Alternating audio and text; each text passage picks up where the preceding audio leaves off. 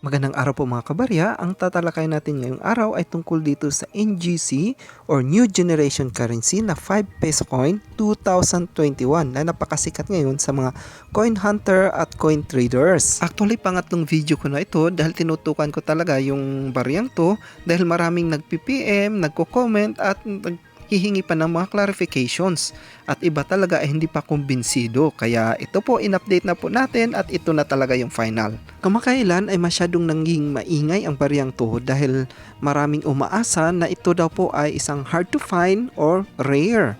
Meron pang nagsasabi na error, but however ito na po dahil patuloy ko siyang tinutukan since last year kasi January 2023 na pala ngayon.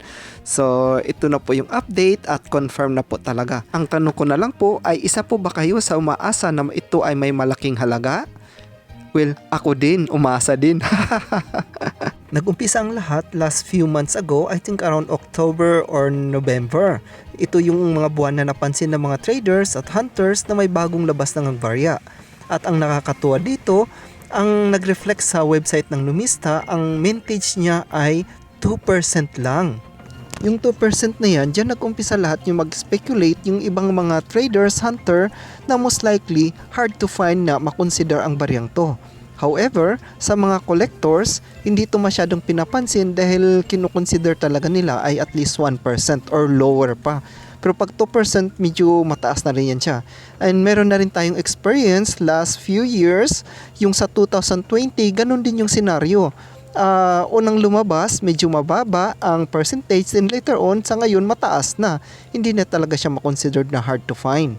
So yun na nga din po yung nangyari, pagpasok ng first week of December, napansin ko agad na may changes na. Ang percentage ngayon ng mintage ay umakyat na ng 3%. Kaya duda na talaga ako paglagpas ng December, kasi December yung labasan ng mga pera natin, magbubuhos ang Bangko Sentral, siguradong itong tataas pagpasok ng January. And confirm na nga po. Kaya nung pagkatapos niyang New Year, chinek ko agad ulit sa Numista website at ako na'y nagulat. Ito na po. Nung i-search natin yung NGC 5 peso coin Numista 2021, nag-reflect agad dito yung mintage niya at ang laki na ng changes. Umabot na ito ng 7%. My goodness. So malabo na po talaga ito sa makonsider dating rare or hard to find ng ganyang karami. Napakarami na po niyan. So yan po, this is it na po talaga. Wala na tayong magagawa.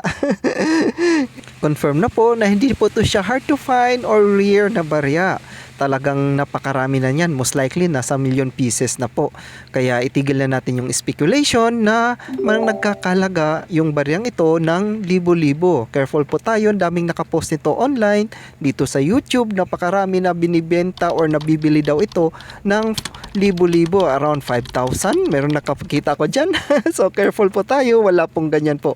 Lamang pong may alam, wag po magpaloko. Ako personally, kinokolekta ko pa rin yung mga baryang ito, lalo na yung mga frosted o may mint luster, magagandang condition.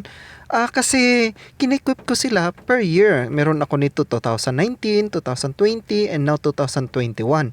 But that's it. Hindi po ako kailangang bumili o kaya magpo-post ng look for o kaya magbebenta. Hindi na po talaga. Talagang common na po to sila at marami tayong makikita nito sa circulation.